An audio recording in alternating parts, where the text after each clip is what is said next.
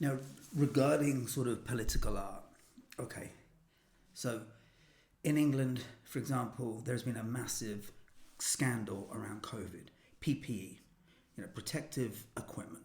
There was a shortage, so the government created a VIP lane for its private friends in Parliament to set up these new companies and to siphon off hundreds of millions of pounds to these new companies to go and produce and acquire PPE.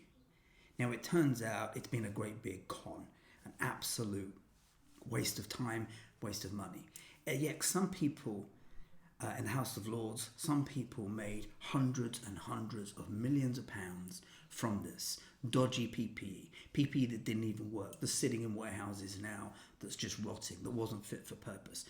And yet they profited from public taxpayers' money, hundreds and hundreds and hundreds of millions of pounds. That's corruption at the highest level. That's white-collar crime at the highest level.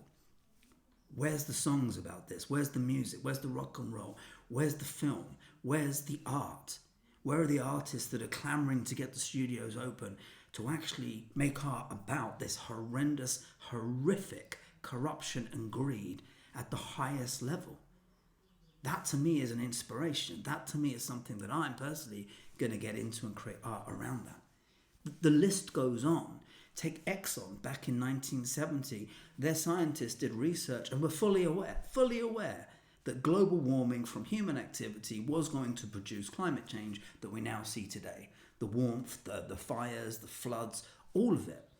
They knew this, but they've been sitting on it. Again, that's corruption at the highest level. This is where the new artists, the artists of today, should be taking their stories and their inspiration and putting it out there. Because that's what art is. It's taking information that's quite hard to get your head round, to fathom, especially when you've got your day-to-day life going on and the cost of living crisis is making us think we can't think about anything. But this information is here. And I call on artists to look at this white-collar crime, look at some of the information that's happening and think, wow, I got to say something about this. I got to make something that makes people aware. Not propaganda, but make people aware. Because that's how change materializes, when the public consciousness becomes aware of some of the hideous activity that the big, rich, powerful, corporate and political elites do in our name and with our money as well. So if you're looking for inspiration, look at Exxon, look at politics, look at greed, look at white-collar crime, because right there, that's where the energy, our energy as artists, is needed to do something about it. A bit like punk in the 70s, rallying against the establishment. A bit like the 60s and the Stones and the Beatles and Led Zeppelin, they're rallying against the 50s and the conservative way of doing things.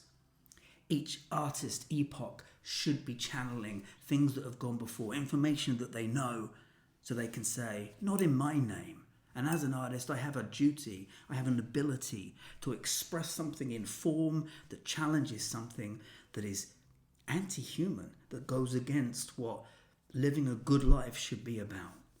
Okay, more talks coming soon.